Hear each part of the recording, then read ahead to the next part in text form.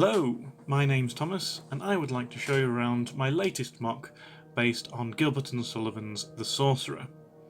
Gilbert and Sullivan wrote comedic operas in the late 19th century. The Sorcerer is one of their earliest works that has survived the test of time. The Sorcerer takes place in a quaint English village where Alexis and Aline are celebrating their engagement. While they're celebrating, they decide that their town needs more love, and they arrange for John Wellington Wells, a renowned London sorcerer, to add a love potion to the pot of tea that they are serving during their engagement banquet. The scene I've built here is the incantation scene taken from the first act. Here, John Wellington Wells is summoning ghosts and ghouls in order to put the love potion, or the love spell, over the pot of tea so that Alexis and Aline can start pairing up all the lonely single people in the town.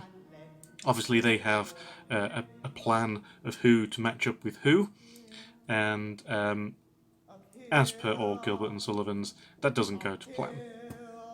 With a few of my other Gilbert and Sullivan builds, I wanted to put some sort of technic function in to give it a bit more action, a bit more movement. And so I've done something similar behind the church in this.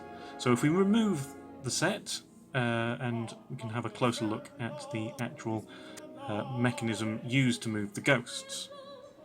So here we have a close-up of the mechanism, power functions motor, geared down just so it's a bit slower, attached to a large gear with an offset pin. That offset pin, there's a couple of Technic wheels there just to hold it in place, but that then moves the lever to and fro, and a couple of transparent bars attach the ghosts, and so they pop out from either side of the set. Took me a while to build, a couple to refine, but I'm quite proud of the movement that I've got from it. Another feature of the build are the lights that are underneath the village square. The village square is made up of 1x1 cheese slopes held loosely in a frame.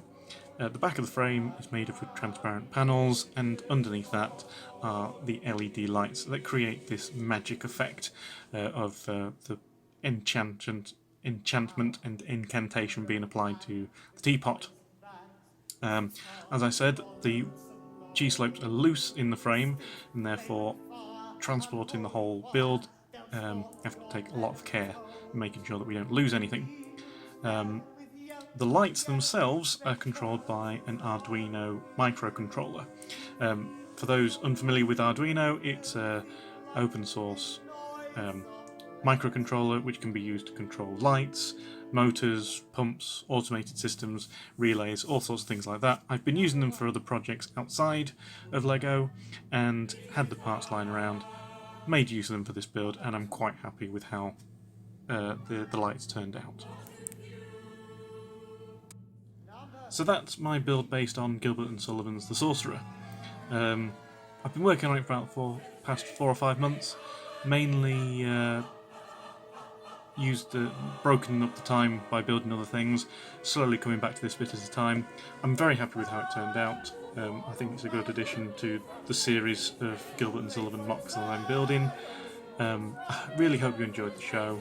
I hope that it's shown that inspired you to use other things in your builds, both with Technic if you're not used to it, and also with using whatever lights you have available.